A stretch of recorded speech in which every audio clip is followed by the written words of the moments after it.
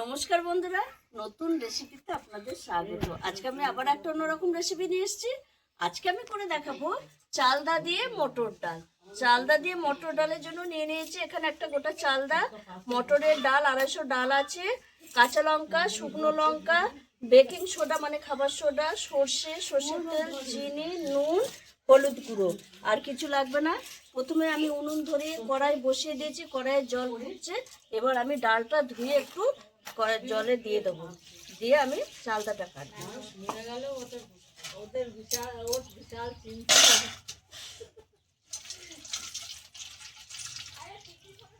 এবার আমি ডালটা দিয়ে দেবো।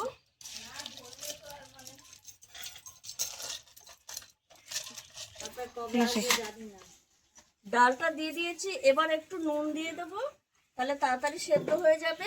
আর একটু খাবার সোডা মানে বেকিং সোডা দেবো। এইটা দিলে ডালটা তাড়াতাড়ি সেদ্ধ হয়ে যাবে আর খেলে পেটের কোনো সমস্যাও হবে না। এদিকে ডালটা সেদ্ধ হবে, আমি ততক্ষণে চালটাটা একটু কেটে নেব।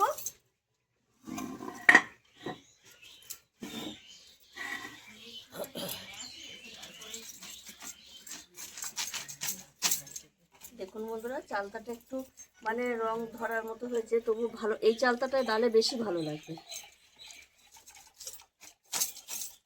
চালতাটা একটু কেটে নেবো, ডাল ফুটতে সেদ্ধ হতে হতে। দেখুন বন্ধুরা, ডালটা সেদ্ধ হয়ে এসছে, আরেকটু সেদ্ধ হবে। এই পর্যায়ে আমি দিয়ে দেবো এই কাঁচা লঙ্কা 4টে একটু ভেঙে দেবো, তাহলে ডালের ফ্লেভারটাও খুব সুন্দর আসবে আর ডালটা একটু ঝাঁঝাল হবে। আর এদিকে আমি এই যে চালটা কাটা হয়ে গেছে, দেখতেই পাচ্ছেন। চালটা এই যে ভেতরের অংশটা ফেলে দিয়েছি, এইটা থাকলে ভালো লাগে না, এই যে ভেতরের অংশটা ফেলে দিয়েছি। এবার আমি চালটাটা একটু থেতো করে নেব, তাহলে টক ভাবটা ভালো হবে। অল্প করে থেতো করবো, মানে হালকা করে, বেশি থেতো করার দরকার নেই। দেখুন বন্ধুরা, ডালটা সেদ্ধ হয়ে গেছে, সামান্য একটু খচা আছে। আমি সামান্য এই যে একটুখানি কাটা দিয়ে নেবো, তাহলে একদম পুরো গলে যাবে। আর যারা একটু এরকম খচা খচা খেতে চান, তারা কাটা দেওয়ার দরকার নেই, তারা এইভাবেই রেখে দেবেন। এবার আমি ডালটা নামিয়ে নেব। কড়াইয়ে দিয়ে দেবো এবার সর্ষের তেল। এবার আমি দিয়ে দেবো ফোড়নে দিয়ে দেবো শুকনো লঙ্কা দুটো দেবো, দুটো একটু শুকনো লঙ্কা ভেঙে দেবো। দিয়ে দেবো গোটা সর্ষে। ফোড়নটা একটু ভাজা ভাজা হবে। দেখুন বন্ধুরা, ফোড়নটা হয়ে গেছে, আর সর্ষেটা একটু হাতায় করে এরকম ভেঙে দেবো, তাহলে কিন্তু গন্ধটা খুব ভালো লাগবে।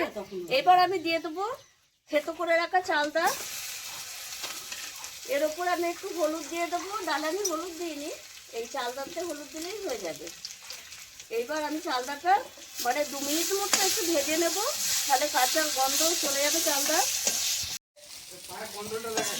এই দেখুন বন্ধুরা, চালদাটা ভাজা হয়ে গেছে। এবার আমি ডালটা ফোড়ন দিয়ে দেবো।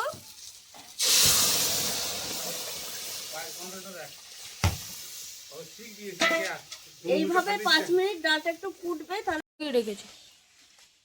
দেখুন বন্ধুরা, এটা চালটাও সেদ্ধ হয়ে গেছে আর ডালটাও হয়ে এসছে। এবার আমি ডাল সেদ্ধ করার সময় একটু নুন দিয়েছি, আর একটু নুন দিয়ে দেবো, আর একটু চিনি দেবো। টক ডাল মানে একটু সামান্য চিনি দিতে হয়, তাহলে কিন্তু ডালটার স্বাদ ভালো হয়।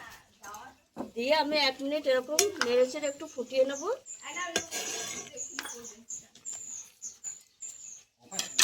এক মিনিট হয়ে গেছে, এবার আমি নামিয়ে নেব।